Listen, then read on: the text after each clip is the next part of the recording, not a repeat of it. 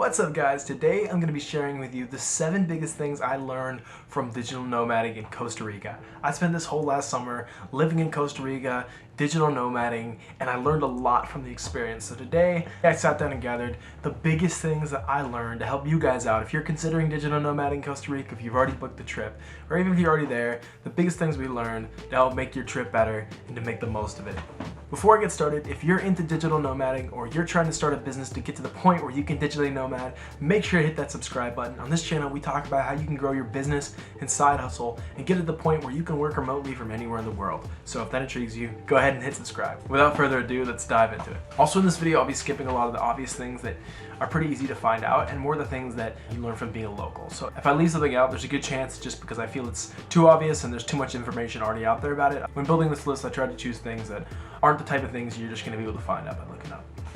Number 1, take advantage of the vast network of work hostels in Costa Rica. There's so many work hostels in Costa Rica, and these places serve as great community hubs all across Costa Rica.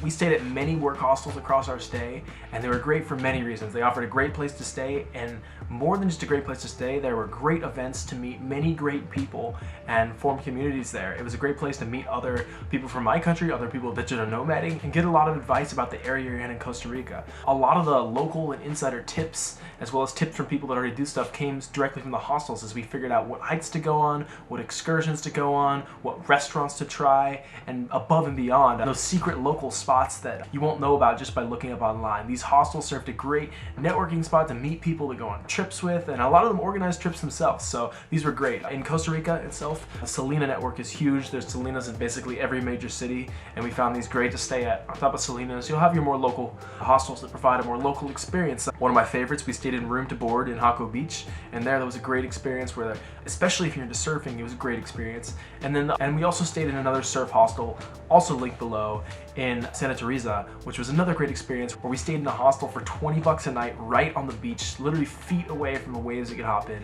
and ended up meeting some great people from staying in there.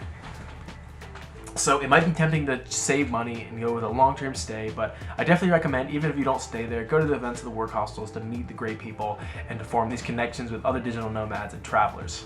Number 2, save money by eating at sodas. Now, Costa Rica has been booming as a big tourist spot in the past 10, 20 years, and because of that, a lot of restaurants take advantage of this and they make food centered around tourists.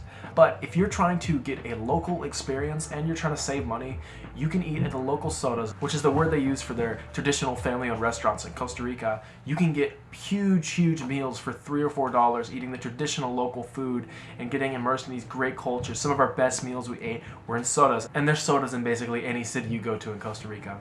Originally, we thought we'd cook meals instead of eating out a lot to save money, but a lot of times eating at the sodas was cheaper than cooking meals, and we were still getting that Costa Rican experience. It's more authentic and it's often cheaper because these tourist places, they're oftentimes going to be charging 12 to 15 bucks a meal that you might be getting back home in the US. So make sure to look out for them. You can find them on Google Maps or anywhere. Number 3, consider booking a place with air conditioning. Costa Rica is a big place where I recommend this, as it's not only does it get hot, but it gets humid. Humid is the main thing. The first place we were staying at didn't have air conditioning, and it was terrible, especially in the rainy season, to have to deal with constant humidity. It literally would feel like you showered if you walked around for too long. So you might feel like you're the type of person who can get by, but especially if you're going on the rainy season or a place where it's supposed to get hot, I recommend that you look for a place with air conditioning. It's going to make your stay so much more enjoyable, and it's definitely pretty easy to find a place with air conditioning too. So that's tip number 3. Number 4 is about transportation in Costa Rica. Costa Rica has a great bus network to help you get from many places, or you can get from San Jose out to many places around the country. If you're their bus, and you can pay just a couple dollars worth and get to a lot of places in Costa Rica. Now, the buses are great and they're safe, but they're not going to cover everything. If you want to get to another place that's far out and hard to get to without buying a flight, without getting a private shuttle, there's a shared shuttle network that can connect you to pretty much every place in Costa Rica that you want to go to. That it took me a lot of digging to find out, but by doing a shared shuttle, you can pay 50 bucks and get to basically anywhere in Costa Rica.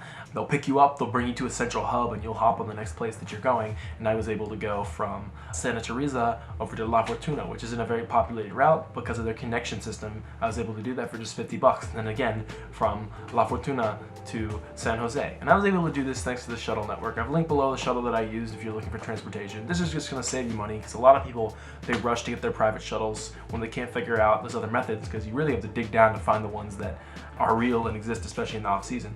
But I'll link it down below, especially check out the bus network too, because that's just gonna run you a couple bucks. I did that to go from Manuel Antonio to Jaco many times, and very effective, very good. Number 5, learn some Spanish before you go. I know this may seem obvious. It's great to know at least a little bit of Spanish before you go to Costa Rica. Some people are definitely going to speak English with you, especially at the work hostels, so it can be easy to get stuck in that bubble.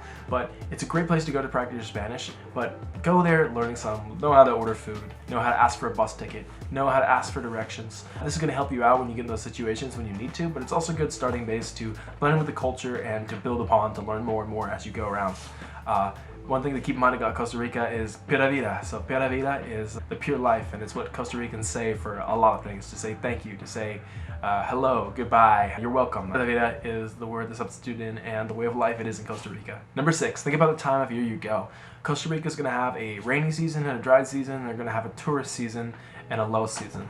And so these are going to kind of line up for the most part. The rainy season for the most part is the low season, and the tourist season is dry season. And when I say dry season, it's still not very dry. Costa Rica is a rainforest, and so it's going to rain a lot, especially if you go in the rainy season. Now, I went in the rainy season, and it's really also going to depend on what place in Costa Rica you go to. In the rainy season in Manuel Antonio, it poured almost every day. We did get caught in one of the worst floods in recent times, but regardless, it does rain a lot depending on what place you go to. When we went to Santa Teresa after that, we barely had any rain. And this was in the rainy season. So it's a little bit of hit or miss, but if you don't like the rain, if that's a big breaker for you, you might want to be thinking about the time of year you go. We went in the low season too, which is less people, depending on the place. Some places are going to have almost no people in the low season, and some places are still going to be bustling. Santa Teresa had a good number of people, even in the low season. And so when we were there, we had a great time. It was dry, but a lot of things are going to be hit or miss, so make sure you do your research about what time you go. Around springtime is the high season, and then once you get into summer and fall, when it gets more rainy, that's more of the low season. But you can look up the area you're going, how much it rains, what the tourists like, and how popular the area is before you go and pull the trigger. Finally, my last tip is pick the city you're going to. Costa Rica has so many cities and so many places. For us, we travel around to a lot of different cities, so we get a lot of different experiences. So that might be something you want to do, but there's so many different cities. If you're looking for something specific, I guarantee you can find it. If you want a more rainforest and low-key vibe, I really loved being in Manuel Antonio and Quepos. It was very relaxing, very chill, and there was a whole lot of nature around us and plenty of excursions without all the tourist stuff going on. So if that's more your thing, that could be your thing. If you're into more of the surf and want a more active scene, Santa Teresa and Tamarindo are great locations. When I was in Santa Teresa, it literally felt like I was in a mini Bali in Central America. So you can basically find anything you want. If you're looking for more of that central rainforest feel, La Fortuna and Monteverde are great places to go to, more in the central location. And then along the coast, there's plenty of small little surf villages if you want a more low-key surf beach vibe.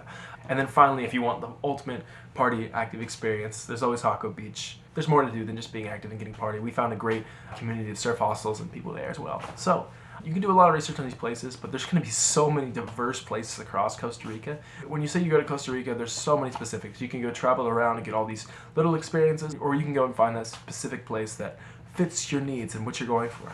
I hope this video was able to help you out and give you some tips about nomading in Costa Rica. If you have any questions, you can leave them below and I'll make sure to answer them based on my experience being in Costa Rica. I'll answer them about my time in Costa Rica, what I recommend. If you're going to a place specific, I should have recommendations. And if you enjoyed this video and want to hear more about digital nomading, how to grow your business and side hustle to get to the point where you can digital nomad, make sure to hit that subscribe button. We're going to be posting a lot of content like this, so to help you guys out in your journey. So subscribe if that interests you. That being said, I'll see you guys next video.